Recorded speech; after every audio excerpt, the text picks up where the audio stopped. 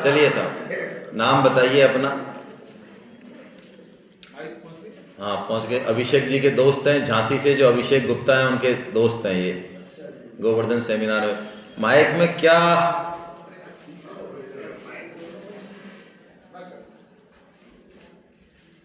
ऐसी साइंस नहीं है, इसको सीख लो थोड़ा सा, है ना। थोड़ी देर दबा के रखो, नीचे से लाल बटन आ जाएगा, बस छोड़ दो फिर उसको, और उसके भी 2 सेकंड बाद आवाज आएगी उसमें। तुम में से ऑडियो वाला है कोई? हाँ बताओ। विपिन पटेल साहब।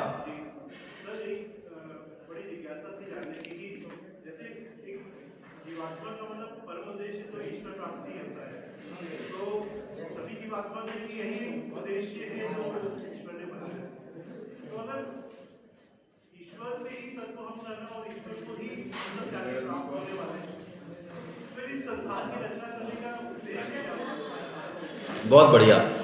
विपिन पटेल साहब का प्रश्न है कि सृष्टि रचना का उद्देश्य क्या है।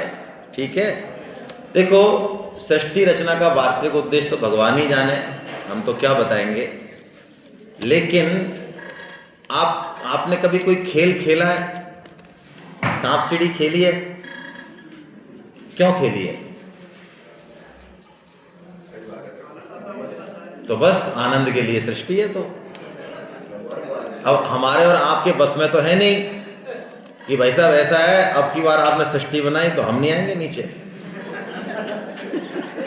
तो जो हमारे हाथ में ही नहीं है तो उससे क्या पंगा लेना भाई, उससे पंगा ले सकते हैं।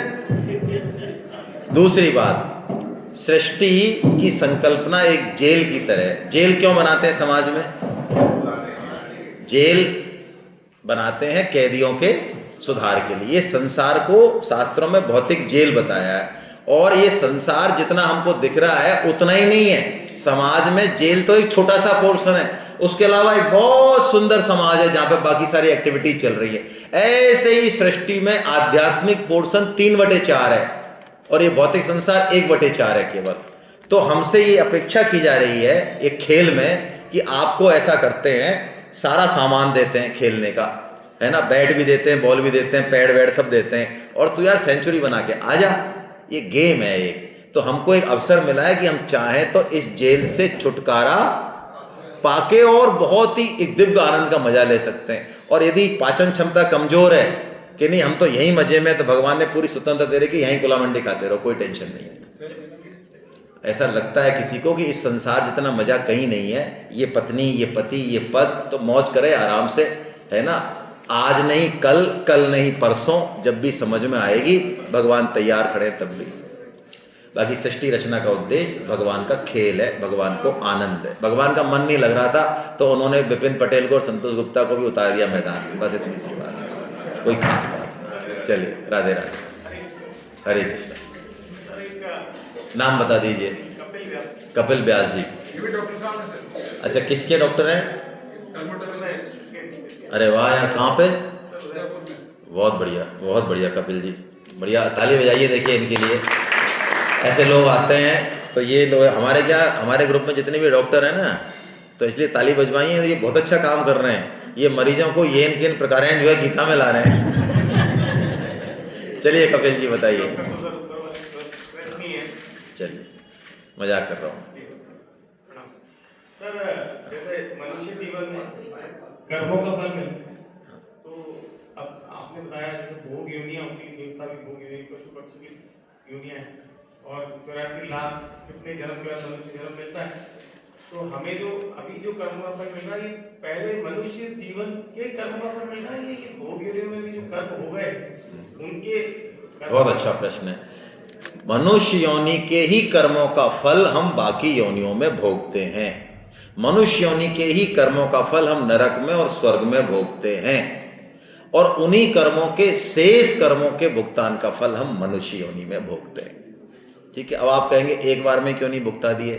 हाँ, एक बार में नहीं भुगताते हैं। अच्छा, आप बच्चे को कितने चांटे मारते हो? आज हालांकि आजकल नहीं मारते, लेकिन पूछ रहा हूँ, बच्चे को बढ़िया वाला झापड़ जो है 5 साल के बच्चे को कितने देते हैं? 50 एक देते हैं एक साथ?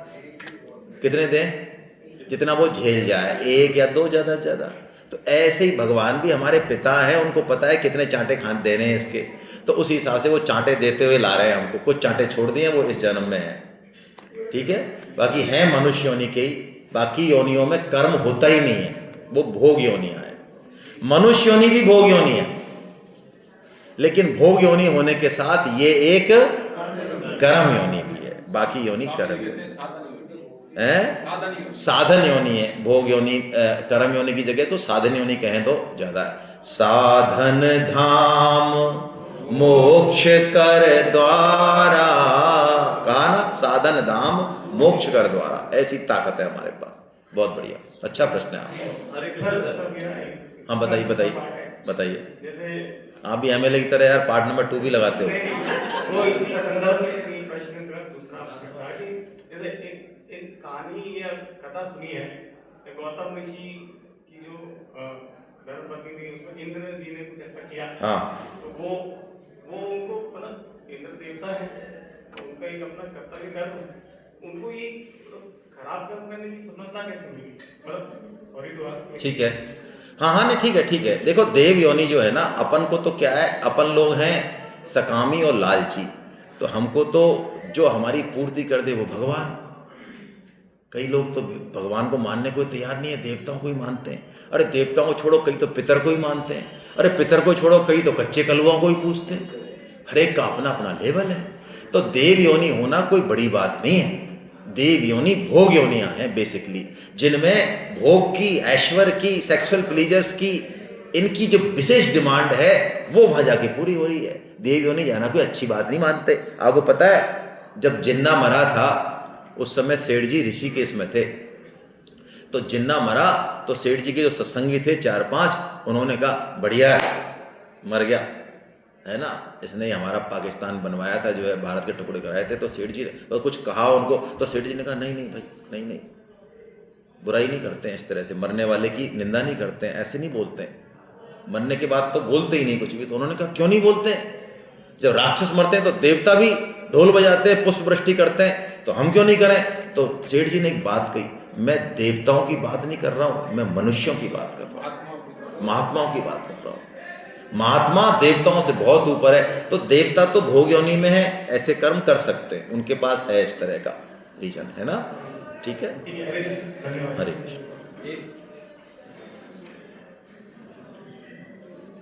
सर सबने एक एग्जाम्पल दिया था कि शेर गाय को खाता है, उसका निकाय हो जाता है। ऐसे समय में अगर हम उसकी हत्या रोक के अगर शेर की हत्या कर देते तो ये क्या गलत होगा? नहीं, हत्या हो जाए, अब देखो आपका प्रथम उद्देश्य तो क्या होना चाहिए, गाय को बचाना। उसका तो आहार था। हाँ आहार था, लेकिन आपके सामने हो रहा है ना, आपके सामने आहार तो वो ले ही लेगा कहीं ना कहीं से। अब आप अभी तो नियम लगा रहे हो, है ना, अब नियम लग रहा है। अच्छा मेरी बेटी और मेरा बेटा है शेर के पंजे में, अब नियम लगाना है, अब नियम नहीं लगाना। तो प्राण तो गाय में और मेरी बेटी में एक जैसे हैं। हमारे सारे नियम अपनों को लेके होते हैं। मैं ये कह रहा हूं, यदि आपके भाव है कि गाय को खा रहा है, शेर तो कुछ और भी खा लेगा, तो आपका प्रथम उद्देश्य गाय को बचाना है, और उस बचाने में यदि शेर की हत्या हो जाती है तो हो जाती है, कोई समस्या नहीं है। हाँ, तो आप क्यों ठेकेदारी ले रहे हो? आपने शेर बनाया है क्या? एक सेकेंड, आप जितना वजन उठे उतना ही उठाओ, पूरे संसार की ठेकेदारी मत लो, नहीं दिमाग फट जाएगा। मैं वो कह रहा हूँ, शेर बनाया आपने, शेर का आहार बनाया आपने। अच्छा अभी जंगल में कहाँ क्या हो रहा है, कहाँ आग लग रही है, कितने दौड़ के आ रहे हैं हिरन वगैरह, किसको क्या आहार मिल रहा है, ये कंट्रोल है हमारा? हमारा कोई कंट्रोल नहीं है। क्या दिमाग लगाना है? हमको तो अपनी ड्यूटी पे फोकस करना है। अब भाई साहब मैं यदि मांस नहीं खाऊंगा तो ये दुनिया भूखी मर जाएगी, इसलिए मैं मांस खा रहा हूँ, ये क्या कुतर्क है भाई? तेरे को खाना है नहीं खाना है तू डिसाइड करना। भाई साहब आपको पता ही नहीं है, अनाज ही नहीं है दुनिया में, देखो ये स्टेटिक्स है, इतने सारे लोग हैं, यदि ये सभी शाकाहारी हो जाएंगे तो मांस बचेगा ही नहीं भाई साहब, फिर दुनिया में भूख। अरे तू क्या गणित कर रहा है?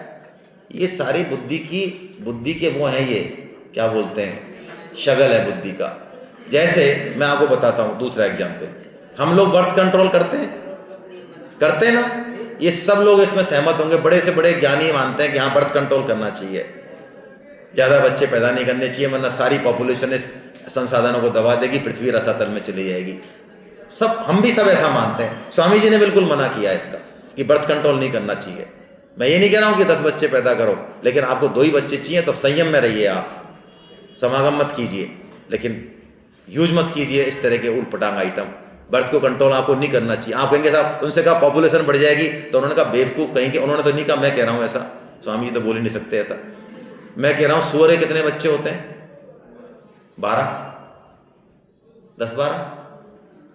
चूहे के 10-12, कुत्ते के 10-12। तो साइंस का सर्वे है ये कि चूहे 3 साल में इस पूरी पृथ्वी को आधा आधा फीट तक घेर लेंगे, इतने चूहे हो जाएंगे यदि चूहे इस तरह से होते रहे। हो जाते हैं, कुत्ते हो जाते हैं। कौन कंट्रोल कर रहा है? अरे छोड़ो, कौन कर रहा है? मैं नहीं कर रहा ना, हो रहा है, बस इस पे फोकस करो।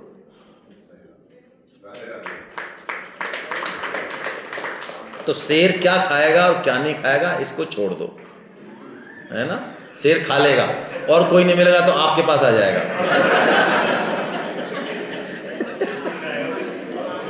आप उसकी तरफ